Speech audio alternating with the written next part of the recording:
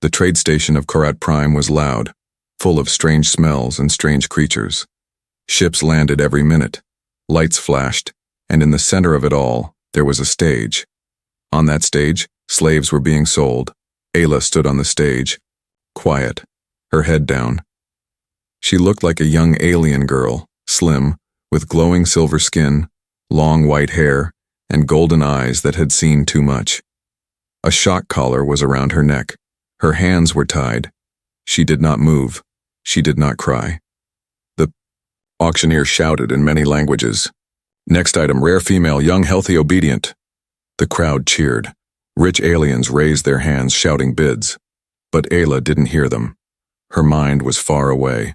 She remembered the day soldiers took her from her home. Her parents screamed. Her brother fought. He died. She was dragged into a ship, branded, sold again and again. Now she was just tired. Then the crowd grew quiet. The auctioneer smiled widely. Today we have a special guest, he said. A human commander from the Terran Union. To honor our new peace, we offer this fine girl as a gift, no charge. Gasps, whispers. Everyone turned. From the shadows, a tall human man stepped forward. His name was Commander Jack Reeves. Battle-hardened, serious, with cold blue eyes that had seen many wars. He didn't smile. He didn't wave. He just walked toward the stage. The auctioneer laughed nervously. Commander Reeves, we honor you. This gift is a token of respect from Lord Varric himself. Ayla looked up slowly. She had heard of humans. Some said they were kind, others said they were monsters. Jack looked at her, really looked. She waited for him to grab her, to grin, to pull her close like the others. But instead he frowned. He walked up the steps, took off his own military jacket, and gently wrapped it around Ayla's thin shoulders. You're cold, he said softly. She stared at him, confused. Then he looked at the crowd. I don't accept slaves, he said loudly. The auctioneer froze. Sir, I said I don't accept slaves, Jack repeated. His voice was calm but firm. You think giving me a living being earns peace? You're wrong. A long silence followed. Everyone stared. No one knew what to say. Then Jack turned to Ayla. What's your name? He asked. She hesitated. No one had asked her that in years. Ayla, she whispered. He nodded. Well, Ayla, you're free now. Come with me if you want, or stay. Your choice. Her mouth opened slightly. This couldn't be real. Was it a trick? But his eyes were not cruel. They were tired. Kind. Ayla took a shaky step forward. Jack nodded once, turned, and walked away from the stage. For a moment, Ayla stood still. Then, slowly she stepped off the stage. The crowd moved aside. No one dared stop her. She followed him. The auctioneer shouted behind them. You'll regret this. You insult Lord Varric. Jack didn't look back. He insulted himself, he said quietly. They walked in silence through the station. Ayla stayed a few steps behind. She didn't understand this man. She had been owned by many masters. None acted like this. Finally, they reached a small ship. Jack opened the door and motioned her inside. Ayla hesitated. Why? She asked. Jack paused. Then he looked at her. Because you're not a thing, he said. You're a person, and no one deserves to live in chains. Ayla didn't cry. She had forgotten how, but inside her chest something stirred, a small spark. Hope? Maybe. She stepped inside the ship. Jack closed the door behind her. The ship doors hissed shut behind Ayla. She stood still just inside the entrance. The air inside was warmer, cleaner. It smelled like metal, leather, and something sweet, like real food. Jack walked ahead without looking back. You can sit wherever you like, he said calmly. Ayla didn't move.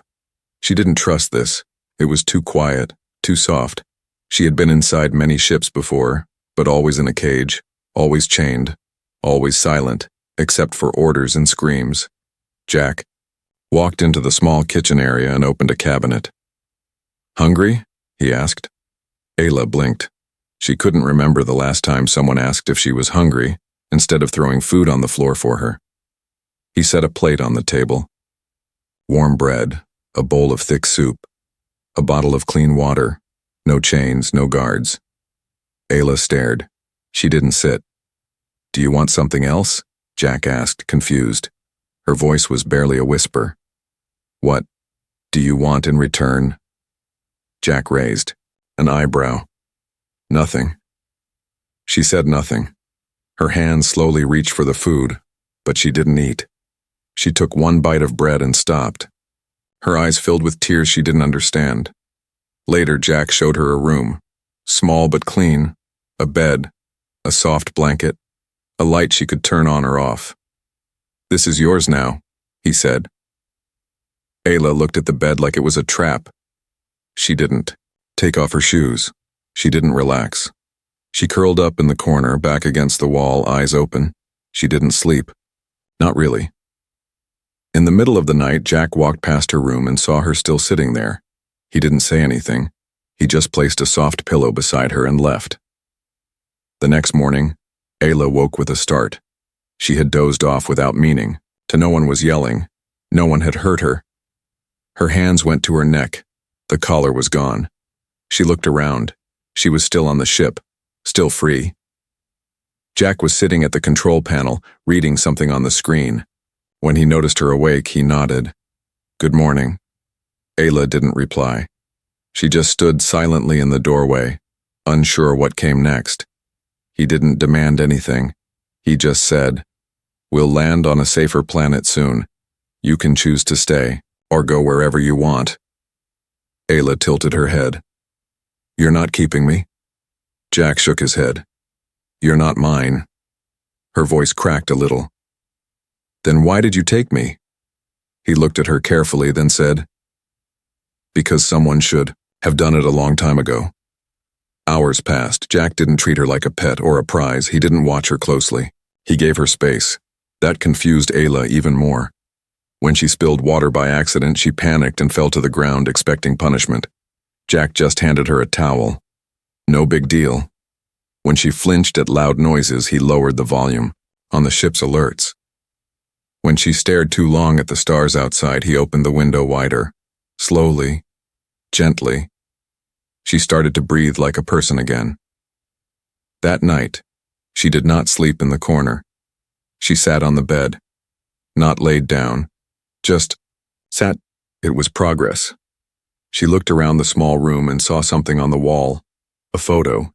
It showed Jack standing with a group of people, other humans. One woman had her arm around his shoulders. They looked happy. Ayla frowned. "Family?" she asked softly. Jack stood at the doorway, surprised by her voice. He nodded.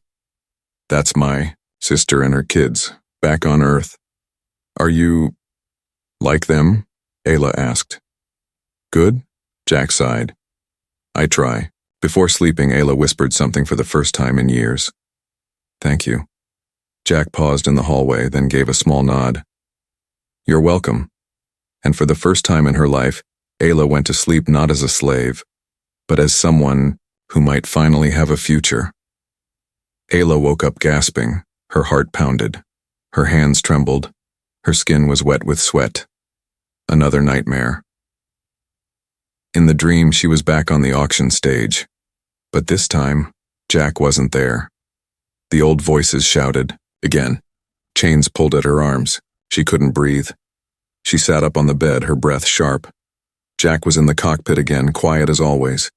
She slowly walked out, her feet light, her steps unsure. When she entered the control room, Jack didn't turn around. He just said, "You okay?" She wanted to say yes, but she couldn't lie. "No," she whispered. Jack turned. His eyes weren't full of questions. "Just quiet concern." "You don't have to talk," he said. "But you can if you want." Ayla stood by the wall, fingers twisting together. Then she spoke. Slowly, carefully. "They beat me when I didn't smile. Jack didn't flinch. They put me in dark boxes when I spoke. He listened. They changed my name, called me a unit, a tool, a thing. Her voice cracked. Her hands shook. Jack said nothing. He stood still, letting her empty it out. I hated my name after a while. I hated myself more. She finally looked up at him. And then, you gave me your jacket. Like I mattered. Jack walked to a cabinet and opened it. Inside was a first aid kit. Sit, he said gently. She hesitated, then sat on a stool near the wall. He pulled out medical tools, not for injury, for healing. You're hurt, he said.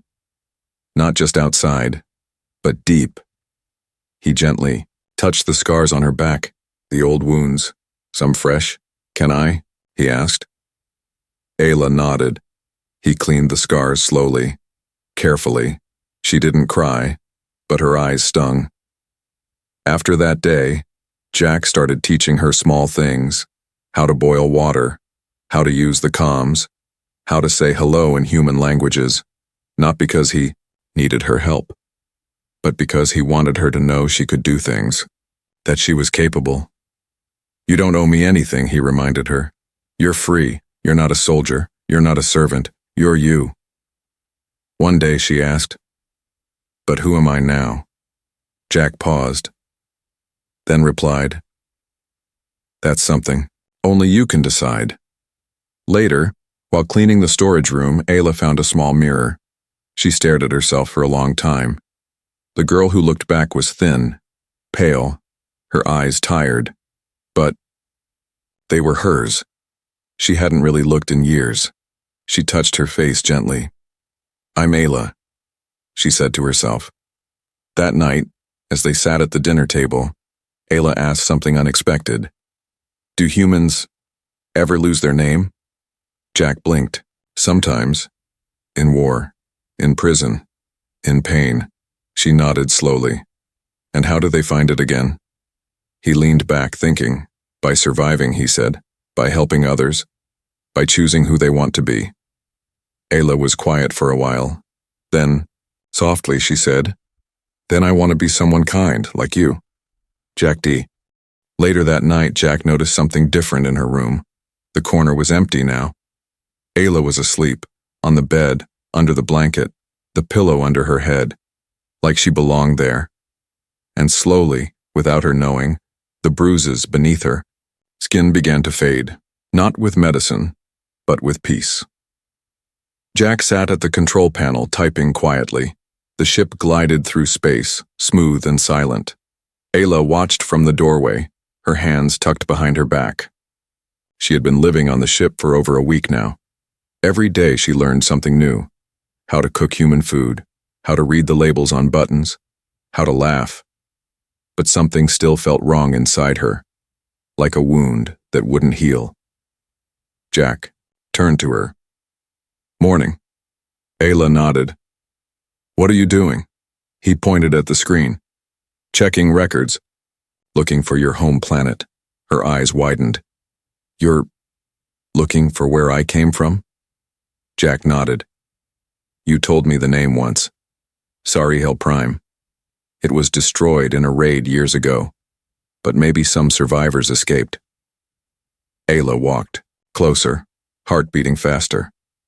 I want to help you find your people, Jack said. Your real name, your real records. Ayla sat down slowly, her voice soft. They took my name away. Jack's face grew serious. Then we'll get it back. Later, he connected to the Galactic Identity Network, a massive system that tracked living beings across planets. He entered the slave ID code she showed him. Unit 7BL93. A file popped up. Her picture, her age, her species, unknown. Name, unassigned property. Jack stared at the screen in silence. Ayla stared too. That's what they put? She asked quietly. Jack nodded, fists clenched. That's not a name, that's what you write on a broken crate, she said. Jack stood up. This is wrong. You deserve better. He opened a government petition form. He began typing. Subject, name, Ayla Saren.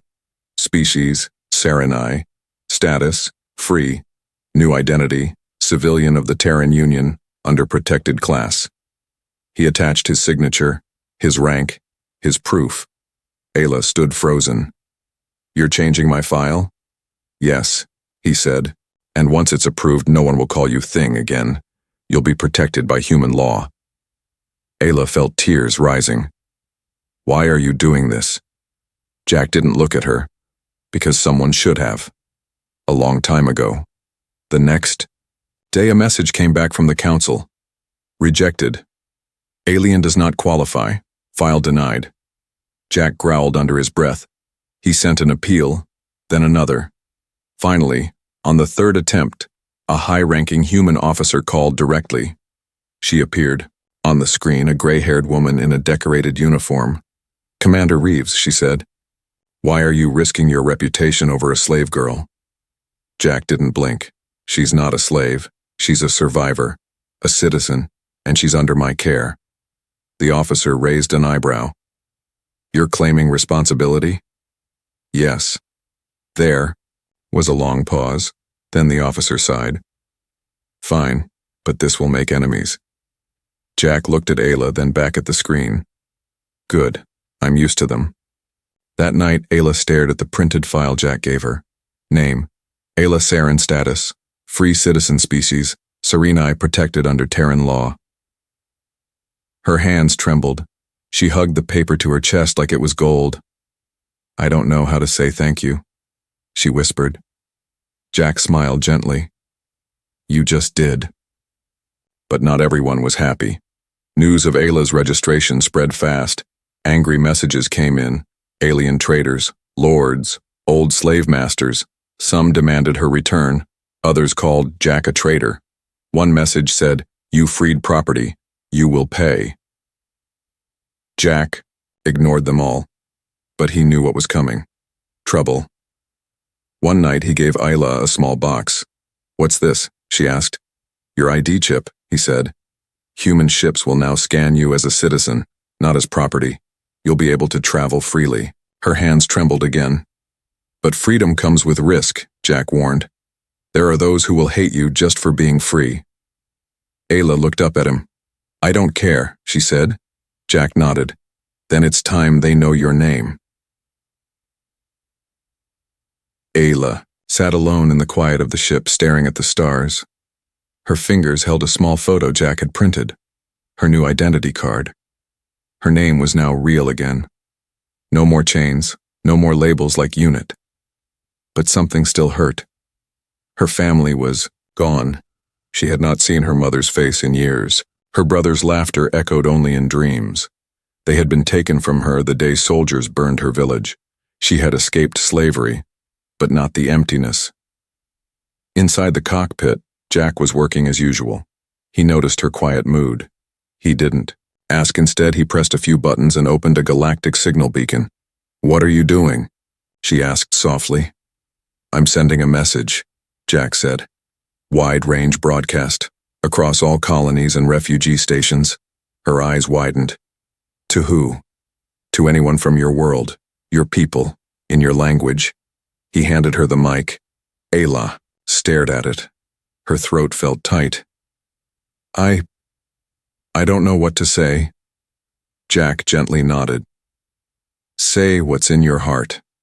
She held the mic close, took a breath, and in her native Serenai tongue, words she hadn't spoken aloud in years, she said, "My name is Ayla Saren. I am alive. If you hear this, if any of you are out there, I'm looking for you.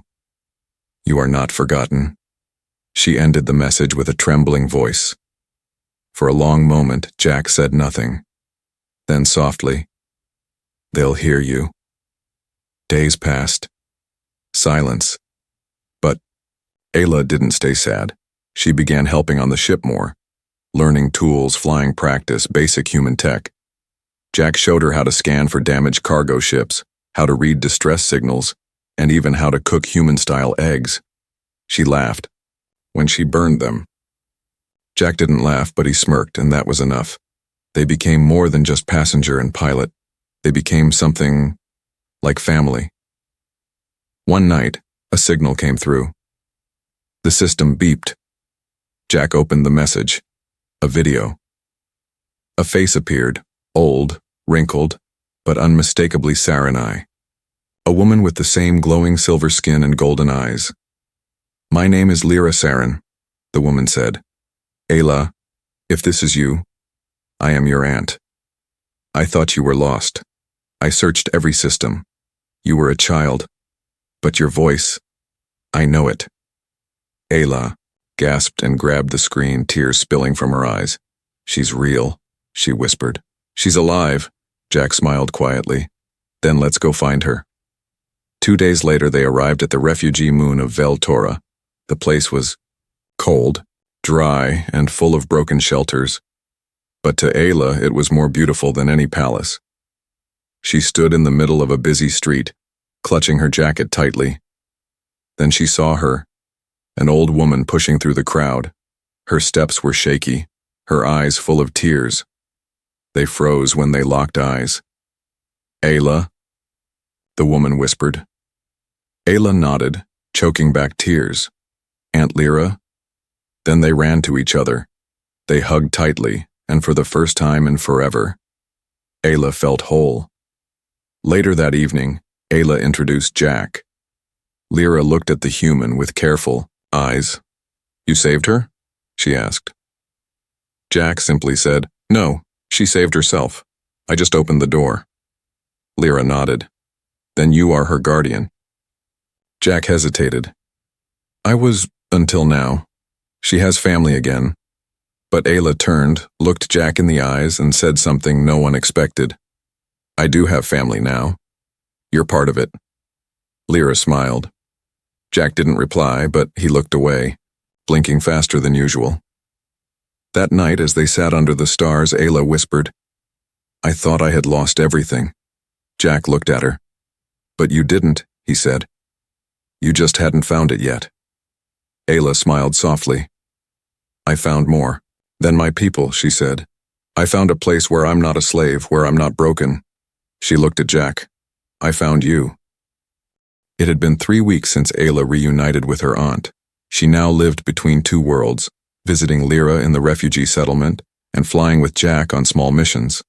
She was growing stronger, smiling more, laughing like someone who had never been broken.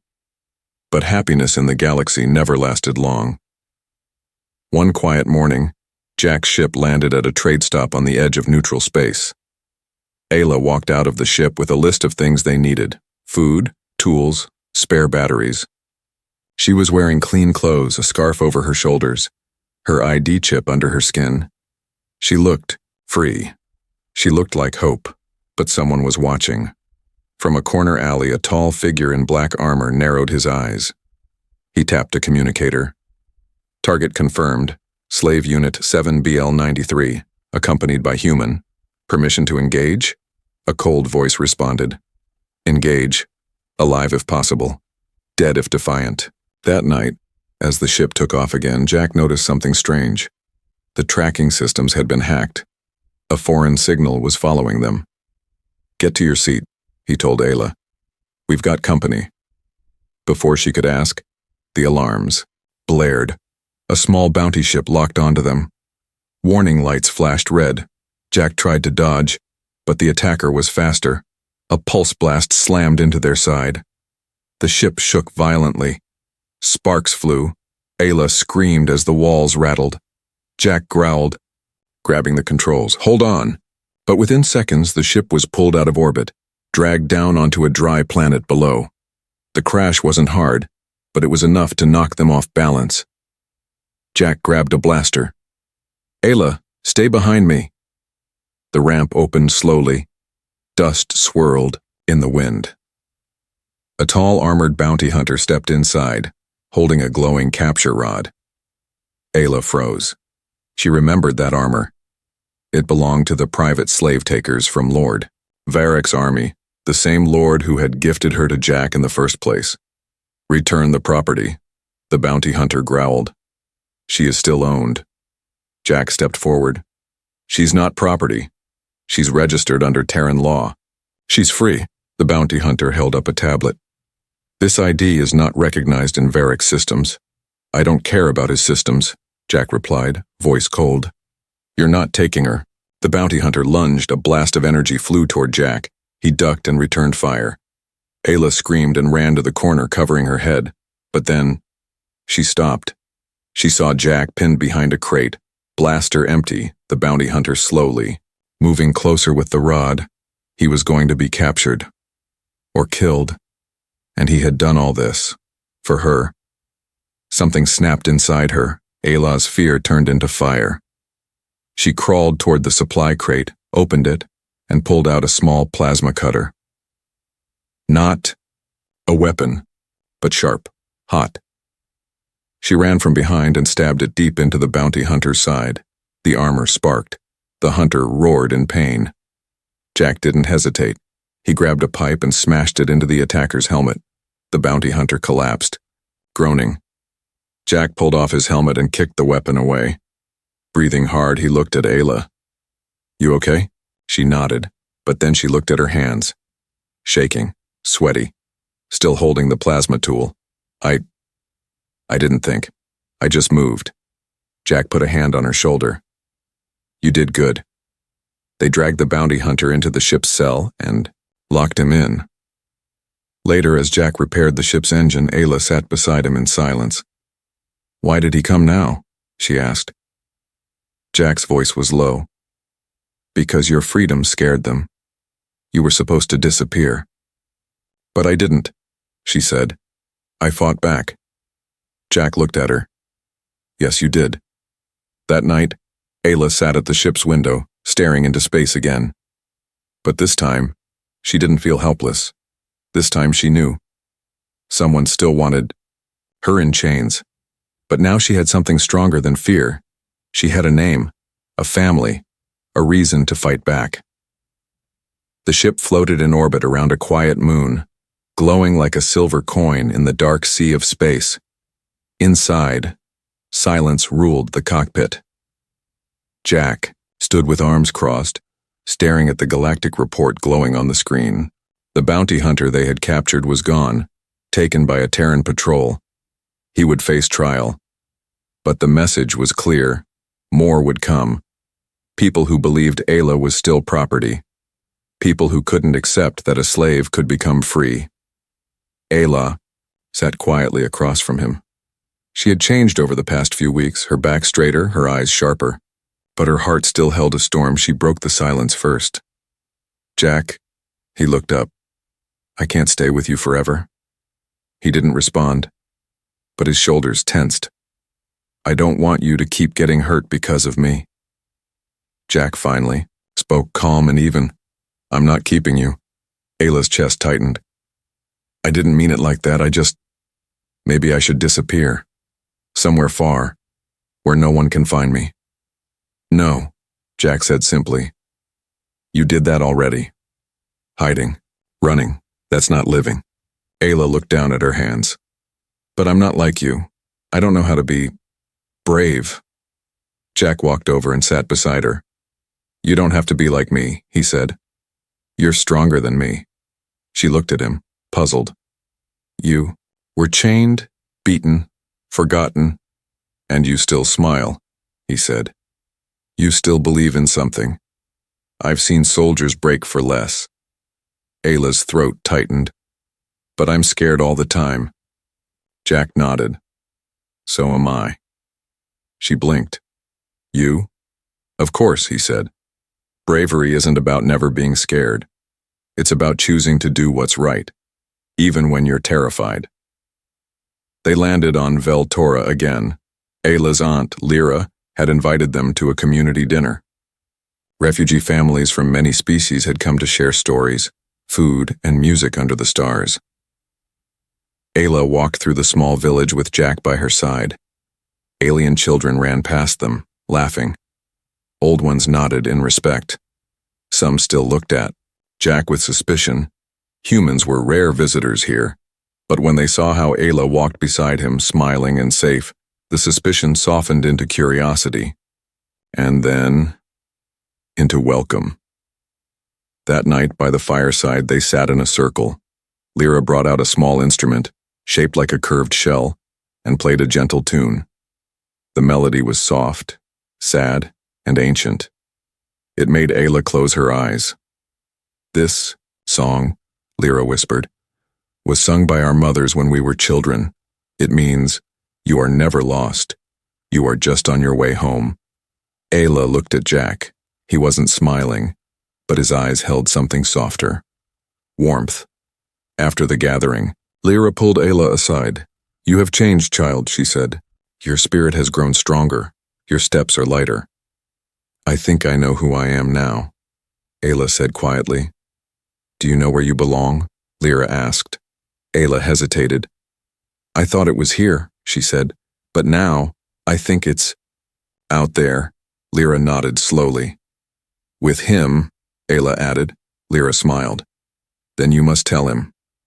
Back at the ship, Jack was preparing to leave, checking fuel, navigation routes, adjusting weapons. It was his way of staying busy, focused, in control. Ayla stepped inside the cockpit. He didn't look at her. "I can take you anywhere now," Jack said. "The Refugee Council says there's a safe zone near Orion's Reach. No slavers. You could stay there. Quiet life." "I don't want quiet," Ayla said. Jack finally looked at her. "I want something real," she added. "I want to fly. I want to help people. Like you." "You sure?" he asked. She nodded. "But only if you want me here." Jack blinked. Then he said something that surprised even himself.